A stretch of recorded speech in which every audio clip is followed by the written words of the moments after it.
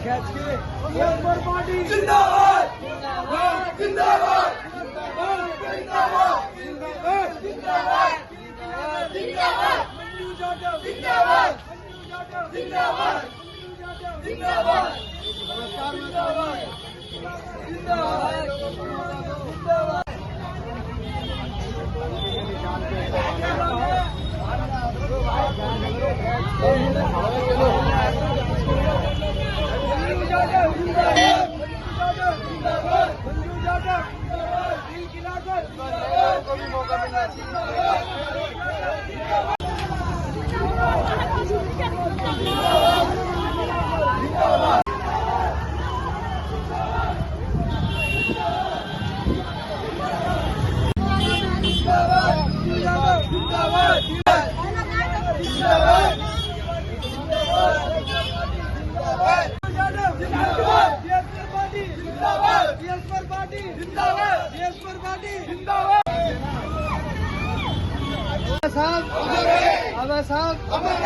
Doctor Bhimrao Ambedkar doctor Bhimrao Ambedkar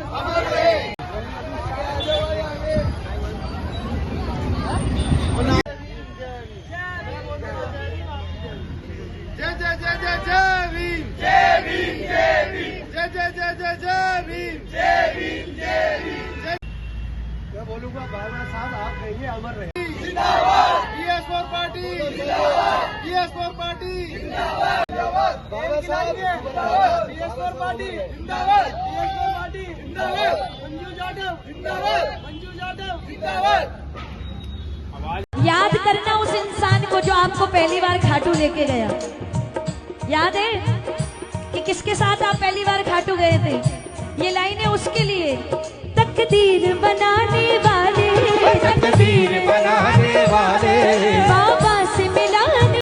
देखिए, जहाँ तक बाबा साहब का आपने नाम दिया कि बाबा साहब के नाम पर वोट मिलेगा, तो बाबा साहब की वजह से मैं जहाँ तक समझता हूँ जो देश डॉक्टर अम्बेडकर साथी है, क्योंकि इस देश का जो स्ट्रक्चर है, इस देश का जो कानून है, इस देश का जो कहना चाहिए एक तरीका जो बनाया है कॉन्स्टिट्यूशन के माध्यम से, जो बाबा साहब अम्बेडकर साहब ने बनाया है।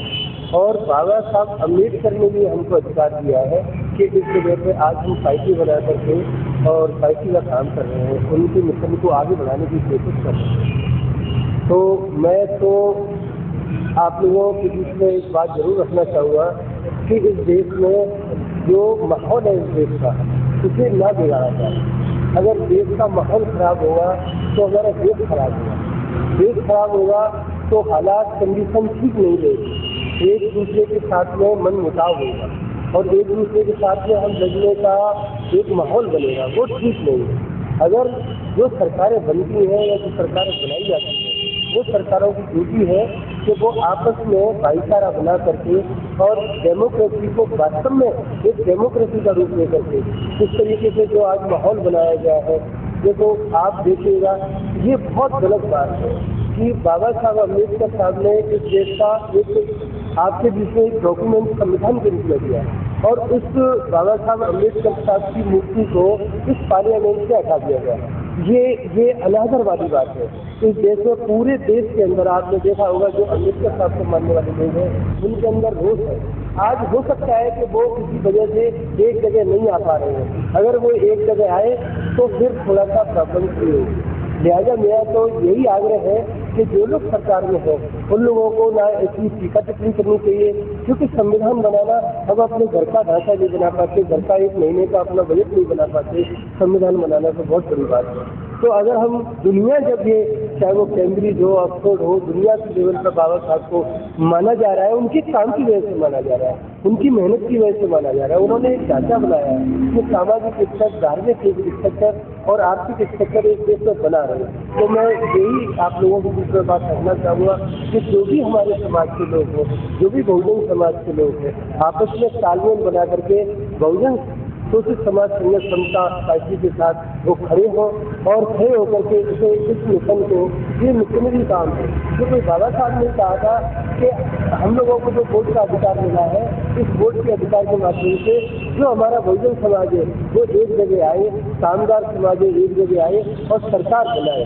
सरकार बना करके भाईचारा कायम करे, स्वतंत्रता को कायम करे।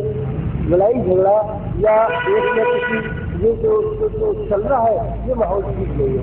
और अगर आप एक चीज और देखें कि जो वोट का अधिकार है, इस वोट के अधिकार को छीना जा रहा है, इस वोट के अधिकार को खराब किया जा रहा है, इस देश के सिस्टम को खराब किया जा रहा है। देखा होगा आपने, चाहे वो हरियाणा का चुनाव हो और चाहे वो महाराष्ट्र का चुनाव हो या जो भी चुनाव हो रहा है, वो आजकल सारे लोग इस बात को कह रहे हैं, बड़े पढ़े लिखे लोग, सोसाइटियाँ कह रही है, सिविल सोसाइटी ने बात रखी है, बहुत जो जानकार है एजुकेट है उन्होंने बात रखी है कि ये जो सिस्टम में इलेक्शन कमीशन के माध्यम से या जो भी सिस्टम के लोग हैं उन्हें इस डेमोक्रेसी को बनाए रखना का काम करना चाहिए, उन्हें बनाए रखनी चाहिए, ताकि जब भाईचारा बना रहेगा तो इस देश में एक सामंजस्य बना रहेगा, किसी प्रकार की ऐसी परेशानी नहीं आएगी जो दूसरी कंट्रियों में आ रही है। तो हम अपनी पार्टी के माध्यम से इस देश में एक शांति व्यवस्था, मन मुटाव को दूर करके एक रास्ता बनाने की पूरा प्रयास किया जा रहा है कि बाबा साहब ये चाहते थे कि इस देश में सामाजिक स्ट्रक्चर बना रहे,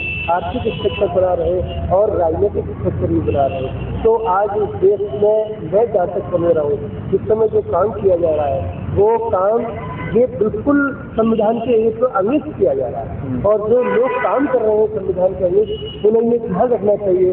कभी कभी हम दूसरों के घर में आग लगाते हैं, हमारा घर खुद ही जल जाता है। ये ठीक नहीं है, ना देश के लिए ठीक नहीं है और ना ये आने वाले भविष्य के लिए ठीक नहीं है। अगर हम लोगों को रोजगार हमें देना चाहिए, हमें नशा नहीं फैलाना चाहिए। जितनी सरकारें, मेरी समझ नहीं आता कि संविधान में ये व्यवस्था है कि किसी प्रकार का टॉक्सिक लिक्विड हो या सॉलिड हो वो नहीं देखा जाएगा, लेकिन जहाँ की ये चुनाव हमारे प्रत्याशी लड़ रहे हैं, तो मैं तो यही चाहूँगा कि यहाँ मंगोलपुरी में क्या पूरी दिल्ली में नशे का हालत ठीक नहीं है।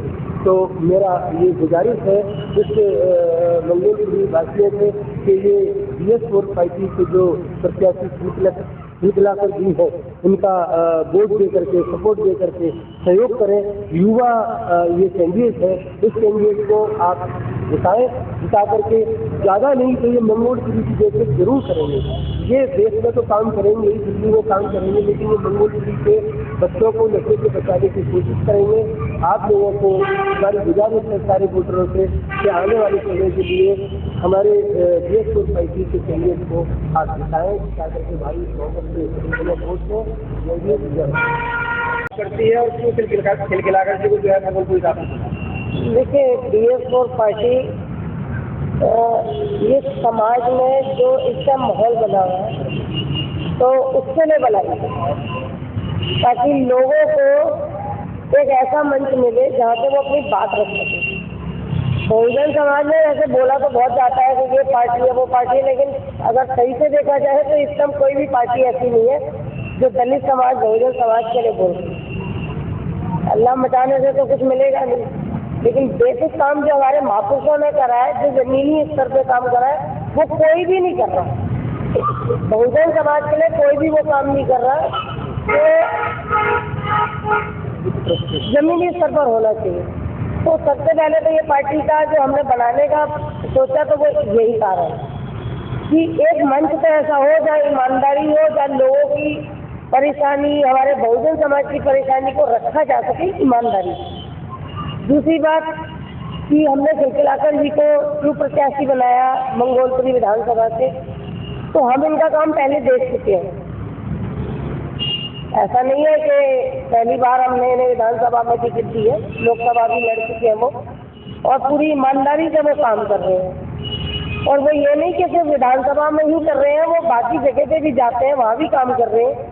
तो हमें इनसे अच्छा प्रत्याशी कोई दिखा नहीं, हमें यही लगा कि नहीं इनको टिकट देनी चाहिए और इनको विधानसभा लड़ना चाहिए। दूसरी बात कि हम जो यहाँ बैठे हैं, अभी कुछ टाइम पहले एक बयान आया था कि अम्बेडकर एक चलन हो गया, एक फैशन हो गया, मुझे बोलना नहीं चाहिए, लेकिन फिर भी मैं बहुजन समाज से हूँ, तो ये चीज़ें नहीं चुप रहने के लिए कहते हैं, बोलने के लिए मजबूर कर देती है, चुप नहीं रह सकते। तो ये कोई फैशन तो है नहीं और कल परसों से नहीं है, ये तो जब से हम पैदा हुए हम भी यही सुनते आ रहे हैं, जय भीम, जय अम्बेडकर और बाबा साहब अमर रहे, ये सारी चीज़ें हम तब भी सुन रहे थे और आज भी सुन रहे हैं। और हम चाहते हैं कि भविष्य हमारे बच्चे, उनके बच्चे भी सुने, ये फैशन ऐसे ही रहे, बरकरार रहे, जिसकी वजह से जो बोलने वाले हैं वो आज संसद में बैठे हुए हैं, उसी संविधान की वजह से जो डॉक्टर बी आर अम्बेडकर ने बनाया था, आज उनके नाम से अगर उन्हें कुछ परहेज हो रहा है तो ये उनकी प्रॉब्लम है, किसी की प्रॉब्लम नहीं। तो मैं तो इतना ही कहूँगी कि हम लोग जय भीम और डॉक्टर बी आर अम्बेडकर को मानने वाले हैं, जय भीम बोलने वाले हैं, तो बहुजन समाज के लिए काम करने वाले हैं और इसी रास्ते पे चलेंगे, बहुजन मूवमेंट को आगे लेके चलेंगे, जो हमसे बन पड़ेगा समाज के लिए बहुत करेंगे। तिलकिलाकर जी, पहले थोड़ा सा इस बारे में बताइए कि आपने मंगोलपुर से चुनाव लड़ने का ठाना पीएसपुर से टिकट मिला है, तो क्या कुछ प्लानिंग है, किस तरीके से चुनाव लड़ने वाला है और क्या कुछ समीकरण रखा है? सबसे पहले तो मैं आप लोगों के माध्यम से देश की जनता का और देश के वोटर का धन्यवाद करता हूँ और मैं अपने सारे साथियों का और देशवासियों का ये आगाह कराना चाहता हूँ, ये अवगत कराना चाहता हूँ कि आज देश के अंदर जो माहौल चल रहा है, जो भी देश के अंदर समीकरण बनाए जा रहे हैं, उन समीकरणों के अंदर अगर आज ही हमें चुनाव लड़ने का मौका मिल रहा है तो ये बहुत ही प्रशंसनीय है और एक खुश होने की बात है कि आज भी देश के अंदर जो माहौल चल रहा है उस माहौल के अंदर हमें चुनाव लड़ने का अधिकार मिल रहा है। मैंने मंगोलपुरी से चुनाव लड़ने का निर्णय इसलिए लिया क्योंकि इस विधानसभा के अंदर मैंने काम करा और जब मैं जनता के पास गया, डोर टू डोर गया, गली गली गया, एक व्यक्ति से मिला तो मुझे ये मैसेज मिला और ये मुझे आश्वासन मिला कि सर आप इस मुहिम को आगे बढ़ाइए और हम आपके साथ हैं। मंगोलपुरी विधानसभा एक ऐसी विधानसभा है जिस विधानसभा का एक अपना इतिहास रहा है दिल्ली के अंदर, क्योंकि यहाँ पे जो लोग रहते हैं, इस विधानसभा के अंदर जो लोग रहते हैं, ये लोगों का एक अपना इतिहास रहा है। इसलिए मैंने इस विधानसभा से चुनाव लड़ने का मन बनाया। पार्टी ने मेरे को जिम्मेदारी दी, हमने यहाँ पे काम करा। मैं यहाँ पे उत्तर पश्चिम दिल्ली का भी चुनाव लड़ चुका हूँ, लोकसभा का भी जो पीछे गया था, तो पार्टी ने मेरे को जिम्मेदारी दी। पार्टी ने कहा भाई आप यहाँ से विधानसभा का चुनाव लड़िए। हमने कहा ठीक है, जब जिम्मेदारी मिली तो जिम्मेदारी की पूरी तरह निभाएंगे और समाज के विश्वास को कायम रखते इस मूवमेंट को आगे बढ़ाएंगे। एक चीज़ और भी है कि राखी बिटलान यहाँ से पहले विधायक रही है, उनका टिकट कट गया। राकेश जाटव आपके विपक्ष में खड़े होंगे, बीजेपी ने भी टिकट डिक्लेयर नहीं करा है, कांग्रेस का टिकट जो है वो डिक्लेयर हो चुका है। तो कितनी आप जो है वो मान रहे हैं कि आपकी फाइट रहने वाली है इन लोगों से? मेरी फाइट किसी के साथ नहीं है सर, मेरी फाइट जो है समाज को तैयार करने की है। ये लोकतंत्र है, लोकतंत्र में चुनाव लड़ना सबका अधिकार है, कोई भी चुनाव लड़ सकता है। मेरी लड़ाई किसी प्रत्याशी के साथ नहीं है, मेरी लड़ाई है उन लोगों के साथ जो इस देश के निवासियों को, वासियों को उनके अधिकारों से दूर रखते हैं, जो इस देश के युवाओं को रोजगार नहीं देते, जो इस देश की महिलाओं को सुरक्षा नहीं देते, जो इस देश के अंदर एक ऐसा माहौल, एक ऐसा वातावरण नहीं बनाते जिसके अंदर हर नागरिक, हर व्यक्ति सुरक्षित और स्वतंत्र फील करे। मेरा संघर्ष उनके खिलाफ है। मेरा संघर्ष किसी पार्टी के कैंडिडेट या किसी पार्टी के नुमाइंदगी के साथ नहीं है। आगे सवाल लेंगे, क्या मुद्दे हैं आपको, किन मुद्दों पर चुनाव लड़ने वाले हैं? मेरा सबसे बड़ा मुद्दा है महिला सुरक्षा। महिलाओं की सुरक्षा एक सबसे बड़ा मुद्दा है जो कि होना चाहिए। मेरा दूसरा सबसे बड़ा मुद्दा है युवाओं के लिए रोजगार। युवाओं के लिए सरकारी रोजगार होना चाहिए। आप 2100 रुपये दे रहे हैं, आप फ्री में बस चला रहे हैं, आप सारे काम कर रहे हैं, आप रोजगार क्यों नहीं दे रहे? मैं आपके माध्यम से पूछना चाहता हूं सरकार के लोगों से कि आप सरकारी रोजगार क्यों नहीं दे रहे? जब सरकारी वैकेंसियां खाली हैं तो आप सरकारी मेरा सबसे बड़ा मुद्दा ये है कि महिलाओं की सुरक्षा हो, बहन बेटियां हमारी सुरक्षित फील करें और एक सुरक्षित वातावरण में अपने जीवन को व्यतीत कर सके। और मेरा दूसरा सबसे बड़ा मुद्दा है कि युवाओं के लिए रोजगार हो, जिसके माध्यम से वो अपने भविष्य को और अपने आने वाली पीढ़ी को सुरक्षित कर सके और चला सके। कैसा फील करना चाहेंगे चुनाव के लोगों को? मेरी अपील चुनाव के जनता से ये है कि बहुत मुश्किल से, बहुत संघर्ष के बाद, बहुत मेहनत के बाद डॉक्टर अम्बेडकर साहब ने आप लोगों को वोट का अधिकार दिया। उस वोट के अधिकार का इस्तेमाल करिए और वोट के अधिकार को बचाइए, क्योंकि वोट से सरकार बनती है, सरकार अधिकार देती है, सरकार रोड बनाती है, सरकार रोजगार देती है, सरकार व्यवस्था देती है, सरकार सब कुछ देती है। मेरी आपसे अपील यही है कि ऐसे लोगों को चुनकर भेजिए जो आपके लिए काम करें, आपको बर्बाद करने का काम ना करें, जो नशे को रोकने का काम करें, एक के साथ एक फ्री देने का काम ना करें, जो गली गली नशे की सरकारी दुकानें ना खोलें, उनको भी बंद करने का काम करें, जो नशे के माध्यम से रेवेन्यू है उसको ये ना बोले कि इस रेवेन्यू से हम देश का भला करेंगे, वो ये बोले कि ये रेवेन्यू जीरो है। क्योंकि डॉक्टर अम्बेडकर साहब ने कहा है कि जो नशीले पदार्थों से जो भी पैसा है वो पैसा बेकार है, वो पैसा किसी काम का नहीं, क्योंकि इससे जीवन बर्बाद होता है।